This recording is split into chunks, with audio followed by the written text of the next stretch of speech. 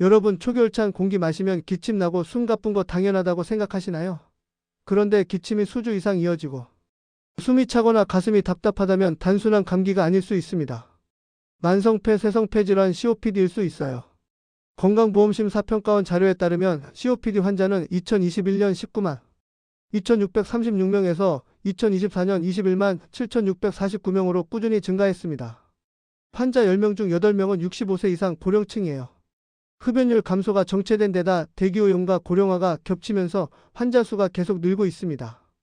문제는 진단이 늦어지면 폐 기능이 회복 불가능한 단계로 악화할 수 있다는 거예요. 만성폐 세성폐 질환은 기도와 폐포에 만성염증이 생기며 기도가 좁아지고 산소 교환이 원활하지 않아 숨쉬기가 어려워지는 질환입니다. 40세 이상 성인 중 약 13.6%가 앓고 있을 정도로 흔해요. 초기에는 가벼운 기침이나 끈적한 가래, 활동할 때 숨이 차는 정도로 시작합니다. 하지만 시간이 지나면 가만히 있어도 숨이 가쁘고 가슴이 답답하거나 쌕쌕거리는 천명음이 동반돼요. 병이 진행될수록 가래량도 많아지고 일상생활이 힘들어집니다. 가장 큰 원인은 흡연입니다.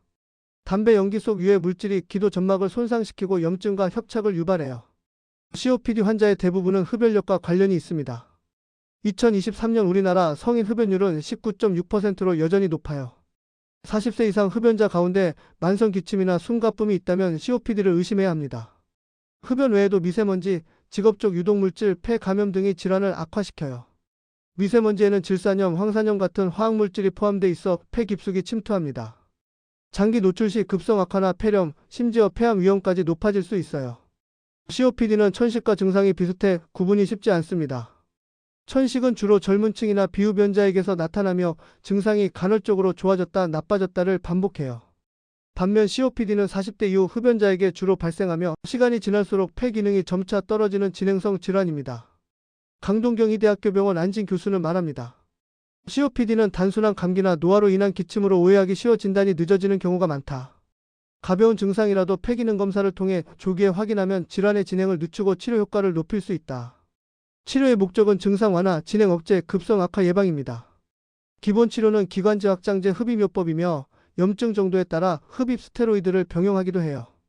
이미 폐 손상이 진행된 경우 완전한 회복은 어렵기 때문에 예방과 조기 진단이 무엇보다 중요합니다. 첫걸음은 금연입니다. 금연은 COPD의 자연경과를 바꿀 수 있는 유일한 요인으로 폐기능 저하 속도를 늦추고 급성 악화 위험을 줄여요.